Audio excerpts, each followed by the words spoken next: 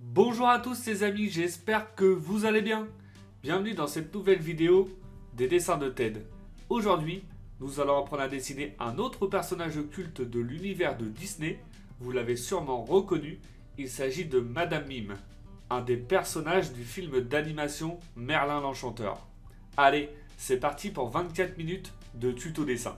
Pour cela, comme d'habitude, nous allons avoir besoin d'une feuille A4, d'un crayon à papier et d'une gomme, d'une boîte de crayons de couleur ou feutre de couleur, ainsi qu'un feutre noir ou un liner. Allez, let's go!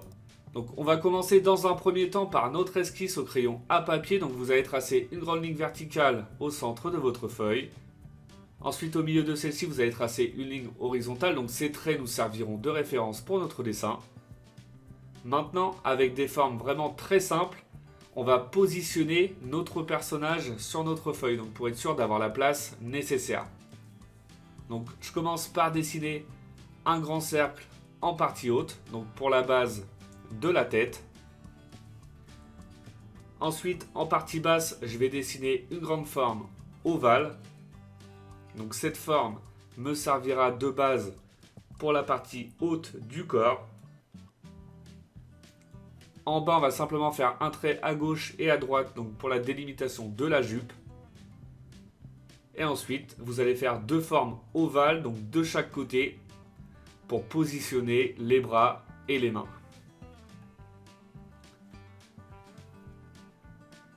Donc voilà, on a positionné le personnage sur notre feuille, donc on est sûr d'avoir la place nécessaire pour notre dessin. On va maintenant pouvoir passer aux détails. Donc j'aime bien commencer, si vous avez l'habitude de regarder mes vidéos, par la partie du visage. Donc je vais commencer dans un premier temps par dessiner la partie des cheveux. Donc, et là des cheveux qui vont être vraiment imposants, boursouflés.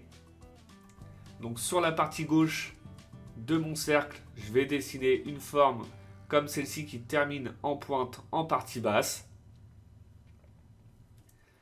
Donc le personnage est légèrement de profil orienté vers la droite. Donc à gauche la plus grosse partie des cheveux et à droite on va dessiner la forme du visage. Donc on va lui dessiner une forme de visage bien arrondie. Ensuite on va repartir en bas, on va lui faire un petit col, donc au niveau du cou, légèrement arrondi. Et on va remonter comme ça en partie droite. Donc voilà, on s'arrête là dans un premier temps pour la forme du visage. Ça va nous permettre de positionner donc la partie droite de nos cheveux. Donc pour la partie droite des cheveux, ça va être très simple. On va lui faire des mèches de cheveux en pointe. Donc voilà pour la première en haut. Donc celle-ci va être un peu plus épaisse. On va lui faire une deuxième en dessous. Celle-ci sera moins épaisse.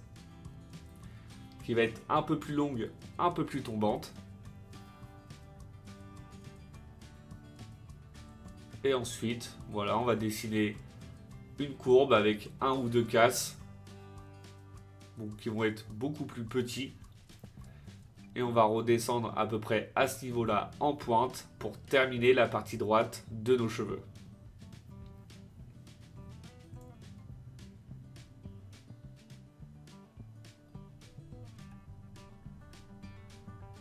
Voilà, maintenant on va dessiner deux mèches tout en haut. Donc voilà pour la première, donc celle-ci va être petite, donc assez fine. Et on va lui faire une deuxième mèche, donc celle-ci va être plus volumineuse et plus épaisse. Et elle va redescendre également en pointe en partie droite.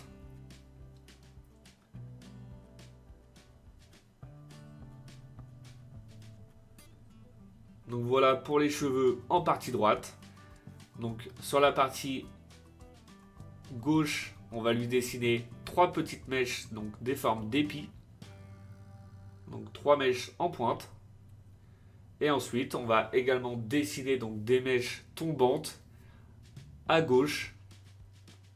Donc la première ne va pas être en pointe, on va lui donner une forme plutôt arrondie au bout.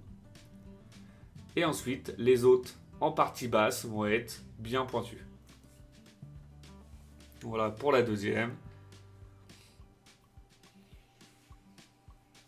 Et ensuite, des petites mèches qui vont suivre l'orientation de mes cheveux. Et on va terminer avec une belle pointe en partie basse. Un petit décroché, donc voilà, à ce niveau-là pour donner du volume à la mèche de cheveux en partie basse. On repart avec une petite pointe. Une toute petite séparation au milieu du visage. Et on remonte tout en haut. Donc voilà pour la forme des cheveux et la forme de notre visage. On va maintenant pouvoir passer au détail au niveau du visage. Donc le nez, il va avoir une forme différente de celle-ci. Donc dans un premier temps, je dessine tout simplement un cercle assez fin pour positionner mon nez ensuite. Et une fois que j'ai positionné ce cercle, je vais pouvoir dessiner donc la forme de ma bouche en partie basse. Donc on va simplement faire une courbe qui va contourner notre cercle en partie basse. Et ensuite on va lui dessiner donc une forme de bouche. Donc la bouche elle va être grande ouverte. Elle va remonter donc voilà à peu près à ce niveau là. On va terminer avec une belle pointe. Et on va lui faire un menton donc bien arrondi qui va ressortir légèrement du volume de notre première forme de visage. Vraiment très légèrement. Donc une fois que je suis satisfait du volume de la partie basse de ma bouche, vous voyez, je redessine avec des traits un peu plus épais. On fait également la même chose pour la partie haute de la bouche et on va dessiner une petite courbe pour fermer la partie de la bouche. On va dessiner une demi-forme ovale en partie basse pour une petite dent pour la sorcière. Et deux petites courbes de finition au-dessus de la bouche. Je vais maintenant passer au détail au niveau de mon nez. Donc on va lui dessiner la forme définitive. Je vais dessiner une petite narine en bas à gauche. On va lui faire un décroché un peu plus haut. Et on va dessiner la forme du nez bien arrondi en partie droite.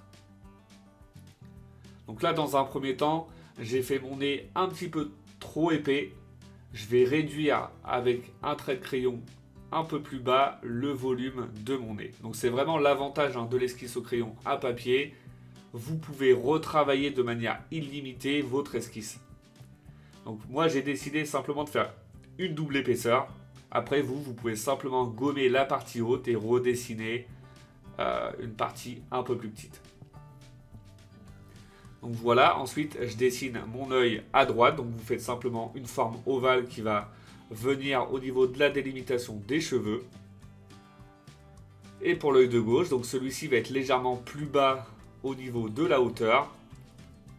Il va venir se coller à l'œil de droite et par contre vu que celui-ci est plus proche de nous, on va dessiner un volume un peu plus épais en partie basse.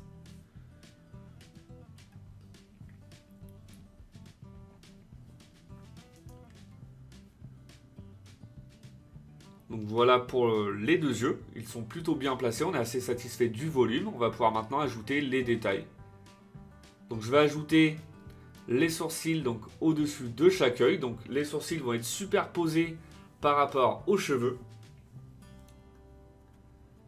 Ensuite je vais ajouter des petites courbes de finition, donc des petits plis au niveau du visage, donc sous l'œil de gauche, à droite de mon nez, à droite de mon œil. Je vais ajouter également une épaisseur au-dessus de chaque œil, donc pour les cils. Et ensuite, je vais dessiner donc les pupilles à l'intérieur de chaque œil. Donc simplement un cercle comme celui-ci avec un petit cercle plus épais à l'intérieur. Et on va faire la même chose pour l'œil de droite.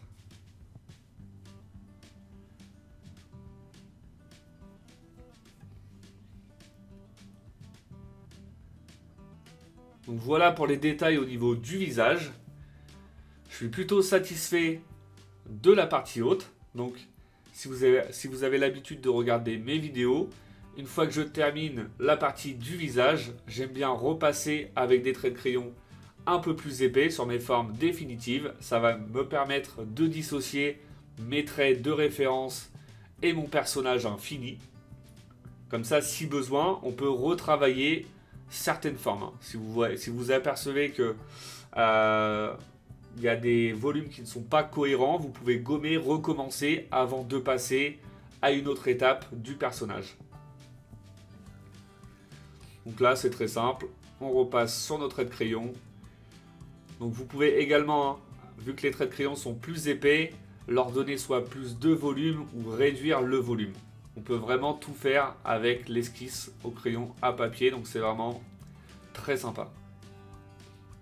On ajoute bien donc les petites séparations et les mèches au niveau des cheveux. Donc tous les petits détails vont apparaître à ce moment-là.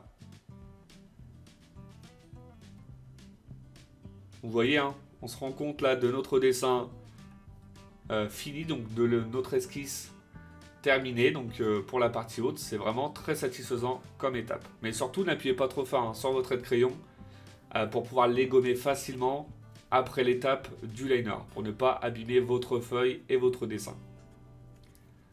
On va se permettre également d'ajouter quelques détails sur mon dessin. Donc on va ajouter des petites courbes sur les cheveux pour donner simplement du détail et du volume. Donc une fois qu'on a terminé avec la partie haute, donc avec la partie du visage et des cheveux, on va pouvoir passer à la partie basse. Donc je vais commencer dans un premier temps par dessiner la forme de la chemise, donc de notre sorcière. Donc la tête est orientée vers la droite, mais le corps lui est orienté vers la gauche. Donc on lui donne une forme bien arrondie en partie gauche, une belle courbe en partie basse, donc pour la délimitation entre la chemise et la jupe. Et ensuite on va arriver sur une étape, on va dire délicate, ça va être de positionner notre bras et notre main sur la partie droite. Donc pour cette étape, je vous conseille vraiment d'utiliser des traits de crayon vraiment très fins dans un premier temps pour pouvoir modifier au fur et à mesure si vous n'êtes pas satisfait du volume de votre bras et de votre main. C'est vraiment une partie délicate, surtout au niveau de la main, donc je vous invite vraiment à prendre votre temps. Donc voilà pour la forme de l'avant-bras avec le coude. On termine légèrement en pointe, on dirait une cravate tout simplement pour la forme. Et ensuite on va pouvoir positionner donc, nos doigts. Donc le pouce va être en l'air, bien courbé, qui va être superposé par rapport à la petite partie de cheveux en dessous du menton. Et il va venir également au-dessus, donc il va croquer un tout petit peu sur la partie du visage au niveau du menton. Donc ensuite, on va dessiner une petite courbe entre les deux. On va dessiner le deuxième doigt qui lui va être à l'équerre par rapport à la paume de la main. Et on va dessiner les autres doigts plutôt allongés.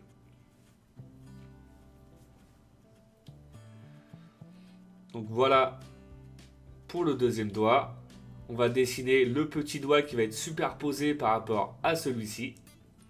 Donc il va être un petit peu plus petit, légèrement plus courbé. Et on va dessiner donc l'épaisseur de notre main pour pouvoir fermer au niveau de notre petit doigt. Donc un petit casse et on va venir terminer voilà à peu près à ce niveau-là. On dessine maintenant le dernier doigt, donc celui-ci va être tout derrière. Il va être également allongé. Voilà, comme ça, c'est plutôt pas mal. On va ajouter les petits détails, donc l'épaisseur de notre doigt qui va être plié. Et une fois qu'on est satisfait donc, du volume de notre main, là c'est plutôt pas mal. C'est assez cohérent par rapport au personnage. Tous les doigts semblent à peu près de la même longueur et de même volume. Donc je vais pouvoir repasser avec des traits de crayon un peu plus épais.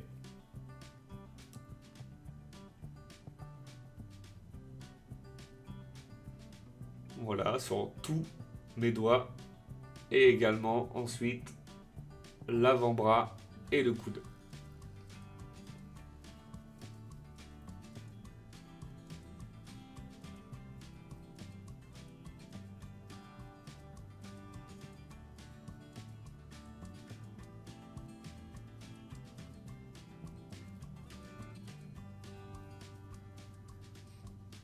Et ensuite, on va ajouter des petits détails donc au niveau de notre paume de la main. On va faire deux petites courbes avec un léger casse et des petites courbes entre le pouce et la paume.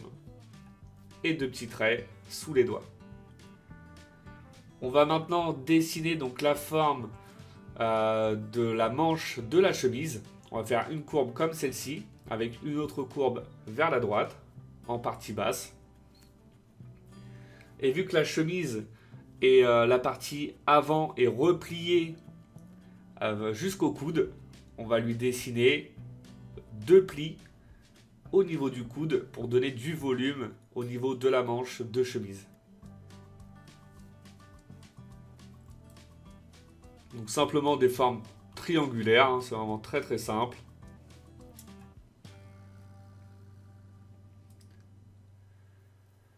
On va ajouter une petite courbe donc, au niveau de dessous le bras et une deuxième en dessous. On va retracer maintenant avec un trait de crayon un peu plus épais la forme basse de la chemise. Et on n'oublie pas de dessiner donc, la deuxième partie du pli de la manche à droite de notre coude. Donc même principe, on dessine deux plis. Donc on essaye d'être cohérent avec la partie de gauche hein, par rapport au volume et la délimitation de chaque pli. Ensuite, on va dessiner donc la forme de la jupe. Donc c'est très simple, simplement un trait en diagonale comme celui-ci, avec un trait un petit peu plus fin à gauche et un deuxième à ce niveau-là, simplement pour les détails de la jupe. Et on va dessiner donc la délimitation de la jupe en partie gauche, avec également un trait plus épais et un trait un petit peu plus fin pour les détails. Pour avoir un résultat plus sympa quand on va attaquer donc le coloriage, je dessine une ligne horizontale en partie basse pour vraiment fermer mon dessin. Et ensuite, on va pouvoir passer donc à la partie gauche de notre personnage, donc au dernier bras et à la dernière main. Donc ça va être également une étape un peu délicate. Il va falloir être cohérent avec notre volume en partie droite, vu que là c'est à peu près à la même distance. Donc on va essayer dans un premier temps avec des traits de crayon assez fins de dessiner donc la forme de l'avant-bras et du coude pour avoir à peu près la même longueur et les mêmes épaisseurs. Donc vous pouvez vous baser hein, avec le trait de référence horizontal.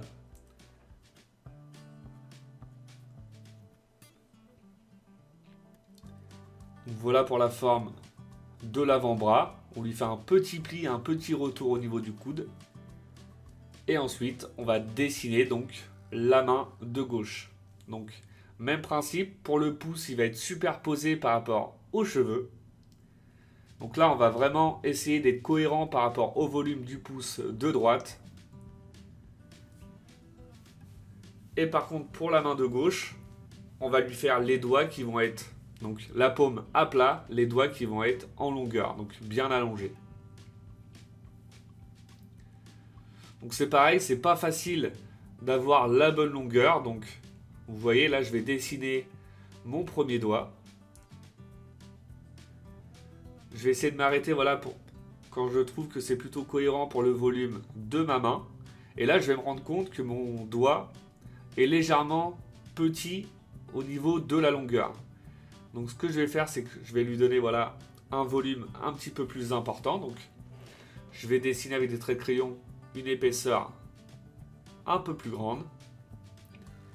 Et ensuite, je vais ajouter mes autres doigts. Donc voilà, je vais dessiner le deuxième doigt.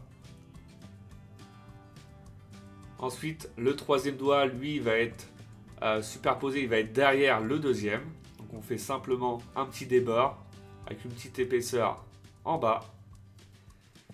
Et le dernier doigt, donc le petit doigt qui va, lui, va être à l'horizontale.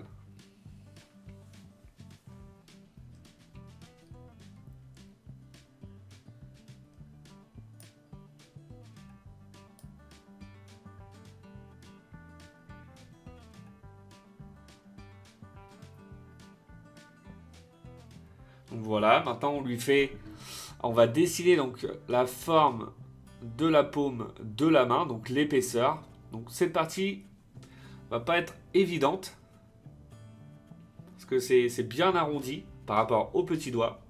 Donc je vais m'y reprendre à plusieurs reprises. Donc vous voyez, je donne également de l'épaisseur au petit doigt. Je vais agrandir la largeur de la paume de ma main en partie basse. Voilà. Bon, ça fait un petit peu brouillon. Après, si vous vous sentez plus à l'aise à gommer, vous pouvez simplement gommer et vous y reprendre à plusieurs reprises pour cette partie-là. Et ensuite, voilà, je vais repasser avec des traits de crayon un peu plus épais sur le volume de chaque doigt, donc de ma main et ensuite de l'avant-bras. Et vous voyez, j'ai ajouté des petits détails sur ma main, donc 2 petites courbes également sous chaque doigt et 2 courbes au niveau de la paume de la main, au niveau du pouce.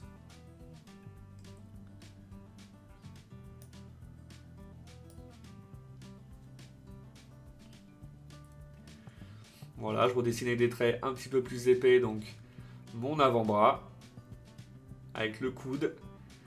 Et on va dessiner également la partie de la manche de la chemise qui va être repliée au niveau du coude. Donc on va lui donner du volume en essayant d'être cohérent avec le volume de droite.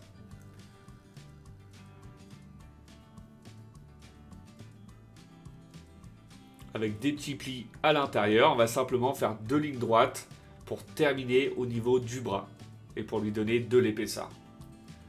Donc, et voilà, on a terminé avec notre esquisse au crayon à papier. Le résultat est vraiment très satisfaisant. On va maintenant pouvoir passer tranquillement à l'étape du liner. Donc pour le liner, j'aime bien commencer par la partie du visage. Donc là, vous avez simplement à repasser sur tous vos traits de crayon. Donc là, vous faites attention de ne pas vous tromper de lignes à repasser. Donc vous voyez comme au niveau de chaque pouce. Si vous ne souhaitez pas faire d'erreur, vous pouvez même avant cette étape gommer tous les traits de crayon inutiles. Donc comme je le répète dans chaque vidéo, avant de procéder à l'étape du liner, prenez vraiment votre temps pour votre esquisse au crayon à papier. Ce serait vraiment dommage de recommencer votre dessin à ce niveau-là. Surtout sur un dessin qui demande quand même pas mal de temps de préparation. Donc prenez votre temps. Donc voilà, on revient à notre dessin. On repasse tranquillement sur tous nos traits en faisant 2 belles pointes au niveau des cheveux. Et une fois qu'on a terminé donc avec cette étape, on va pouvoir passer au gommage des traits de crayon et à la mise en couleur de notre personnage. Donc une fois tous mes traits de crayon effacés, je commence par remplir avec du noir donc le fond des yeux, les sourcils. Je vais utiliser ensuite du bleu ou de l'indigo si vous préférez donc pour la chemise, du rose ou du magenta donc pour la jupe, avec une couleur un peu plus foncée donc pour les manches de la chemise.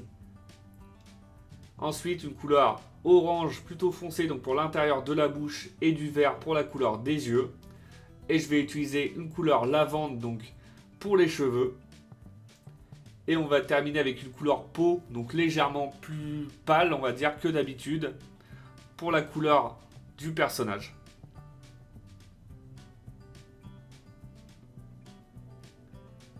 Et on termine, voilà, par les mains et les bras.